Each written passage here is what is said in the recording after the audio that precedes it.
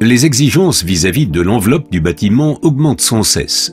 Outre la protection contre le vent et la pluie, les éléments de construction présents en toiture et dans les murs doivent répondre à des critères de protection thermique de plus en plus stricts.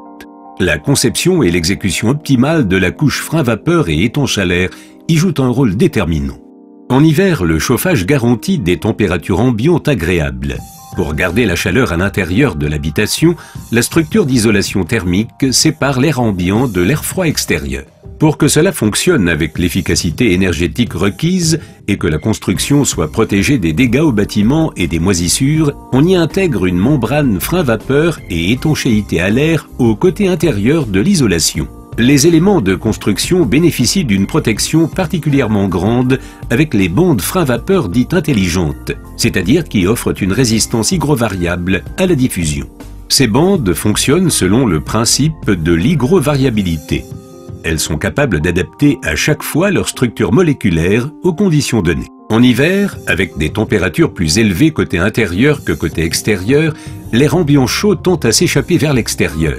Dans sa progression vers l'extérieur, cet air se refroidit de plus en plus et son humidité relative augmente. S'il pouvait traverser librement l'isolant, il risquerait de se condenser et d'entraîner des moisissures ainsi que des dégâts au bâtiment. Dans cette situation, la bande frein-vapeur intelligente Proclima Intello ferme sa structure moléculaire. Avec une valeur SD supérieure à 10 mètres, il devient alors très étanche à la diffusion et empêche fiablement l'isolant thermique de s'imprégner d'humidité.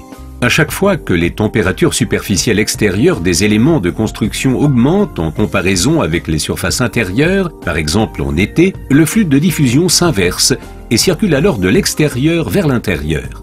L'humidité qui a éventuellement pénétré de manière imprévue dans la construction, par exemple à cause d'une diffusion par les flancs des éléments de construction ou de matériaux de construction humides, est transportée jusqu'à la bande frein-vapeur. Les bandes frein-vapeur conventionnelles sont seulement capables de laisser évaporer une quantité d'humidité très faible. Cette évaporation faible vers l'intérieur pourrait avoir pour conséquence un dégât au bâtiment. Dans cette situation, la bande frein-vapeur intelligente Proclima Intello ouvre sa structure moléculaire et réduit de manière extrême sa résistance à la diffusion qui atteint une valeur mudée de 0,25 mètres. L'humidité peut s'évaporer vers l'intérieur, ce qui garantit un séchage fiable et intégral de la construction. Cette hygrovariabilité intelligente est très large, avec un facteur supérieur à 40 entre l'extrême ouverture à la diffusion en été et la forte résistance à la diffusion en hiver, offre un potentiel de prévention des dégâts au bâtiment particulièrement grand. L'humidité et les moisissures n'ont aucune chance dans la construction. Pour obtenir une structure d'isolation thermique fiable, il suffit d'appliquer une règle de sécurité simple. Les dégâts au bâtiment sont exclus avec certitude si le potentiel de séchage reste toujours supérieur à la charge d'humidité maximale.